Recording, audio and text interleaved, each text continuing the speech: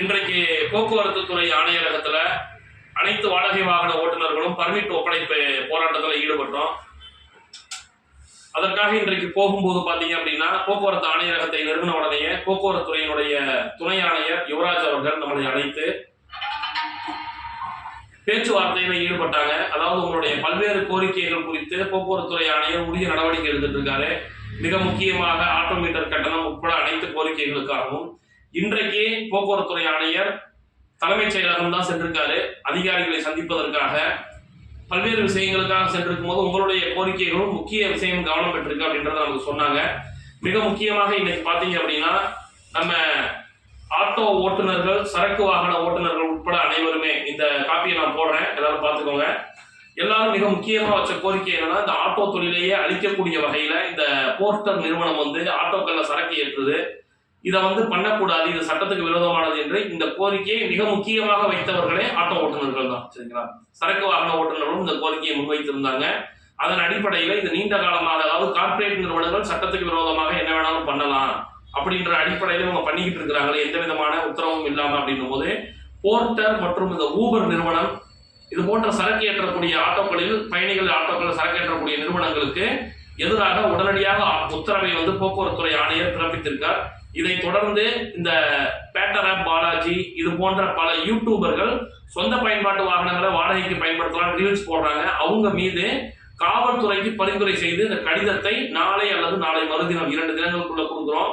சொந்த பயன்பாட்டு வாகனங்களை வாடகைக்கு பயன்படுத்துபவர்கள் யாராக இருந்தாலும் அவர்கள் மீது கடுமையான நடவடிக்கை எடுக்க அனைத்து வட்டார போக்குவரத்து அலுவலகங்களுக்கும் உத்தரவு, மீண்டும் ஒரு உத்தரவு, ஏற்கனவே பல்வேறு உத்தரவுகள் பிறப்பிக்கப்பட்டிருந்தாலும் மீண்டும் ஒரு உத்தரவு பிறப்பிக்கிறோம். அதே போல ஒரு போக்குவரத்து துறையினுடைய ஒரு அதிகாரி மிக தெளிவான முறையில் இந்த மாதிரி ஆட்டோக்களில் சரக்குகளை ஏற்றுவது சட்டவிரோதம் என்றும், அதே போல இந்த சொந்த பயன்பாட்டு வாகனங்கள்ல வாடகைக்கு பயன்படுத்துவது சட்டவிரோதம் என்றும் மிக தெளிவான முறையில் ஒரு வீடியோ பதிவு செஞ்சு அந்த வீடியோவை சமூக வலைதளங்கள்ல நாங்க போக்குவரத்து துறையின் சார்பாகவே பதிவேற்றம் செய்ய போறோம். இதை நாங்க மீடியாக்களுக்கு கொடுக்குறோம். அதனால அந்த விஷயங்கள் குறையும். காவல்துறைக்கும் ஒரு கடிதம் எழுதுறோம். அதே போல நீங்க யாரெல்லாம் சொந்த பயன்பாட்டு வாகனங்கள் வாடகைக்கு பயன்படுத்துறாங்க, ரீல்ஸ் போட்டிருக்காங்கன்னு சொல்லுவீங்களோ அந்த வெப்சைட் எல்லாத்தையும் முடக்குவதற்கு மிக மும்முரமாக அந்த பணிகளை முன்னெடுத்துக்கிட்டு இருக்கோம் அப்படின்றதையும் மிக தெளிவான முறையில் என்ன பண்ணியிருக்கிறாங்கன்னா நமக்கு அந்த கருத்துக்களை சொல்லியிருக்கிறாங்க. அதை தொடர்ந்து நம்ம கேட்டுக்கொண்டதற்கு இணங்க அந்த 12+1 மேக்ஸி கேப் பர்மிட்டு, அதே போல பாத்தீங்க அப்படின்னா இந்த பல்வேறு கோரிக்கைகள் நம்ம என்னென்ன கோரிக்கைகள் எல்லாம் கொடுத்தோமோ இந்த ஓலா ஊபர் நிறுவனங்களுடனான இந்த பேச்சுவார்த்தை, இது சம்பந்தமான அக்ரிகேட்டர் நிறுவனங்களை முறைப்படுத்துவது, இப்போ பாத்தீங்கன்னா ஓலா ஊபர் ரேபிட் இவங்கெல்லாம் முறைப்படுத்துறது, பைக் டாக்ஸியை முறைப்படுத்துவது, இது எல்லாமே இந்த அக்ரிகேட்டர் சட்டத்தை கொண்டு வந்தால் தான் முறைப்படுத்த முடியும். அது சம்பந்தமான விஷயங்கள் அனைத்திற்கும் நாளை போக்குவரத்து துறை ஆணையரோடு பேச்சுவார்த்தை நடப்பதாக நமக்கு தகவல் சொல்லியிருக்காங்க. போக்குவரத்து துறை ஆணையர் போக்குவரத்து துறையினுடைய உயர் அதிகாரிகளோடு, சரிங்களா, இது சம்பந்தமா எல்லா விஷயங்களும் யாருக்கு தெரியும்னா அந்த போக்குவரத்து துறை ஆணையரகத்தில் இருக்கக்கூடிய உயர் அதிகாரிகள் தான் தெரியும்.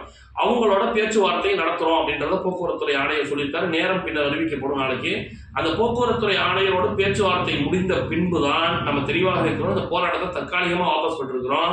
அந்த பேச்சுவார்த்தையில நமக்கு உடன்பாடு ஏற்பட்டுச்சு அப்படின்னா நிச்சயமாக போராட்டத்தை வாபஸ் வாங்குவோம். நம்மளும் போராட்டம் நடத்தணும், அரசுக்கு நம்மளுடைய இடையூறுகளை கொடுக்க வேண்டும் என்பது நம்மளுடைய அவசியம் கிடையாது.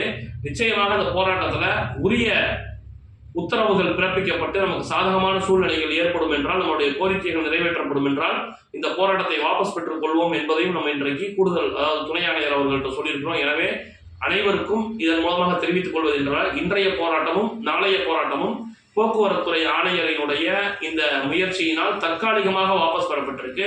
நம்மளுடைய போராட்டம், அடுத்த கட்ட போராட்டம் குறித்து நாளை மாலை மிக தெளிவான முறையில போராட்டம் நடைபெறுமோ அல்லது கோரிக்கைகள் நிறைவேற்றப்பட்டிருக்கா அப்படின்றத நாளை மாலை மீண்டும் ஒரு காணொலியின் வாயிலாக பதிவு செய்கின்றோம் என்பதை நமது தமிழ்நாடு ஆட்டோ கால் டாக்ஸி ஓட்டுநர் சங்கங்களினுடைய கூட்டமைப்பின் சார்பாகவும் உரிமைக்குரல் ஓட்டுநர் தொழிற்சங்கத்தின் சார்பாகவும் அனைத்து ஓட்டுநர்களுக்கும் தெரியப்படுத்திக் கொள்கின்றேன். நன்றி, வணக்கம்.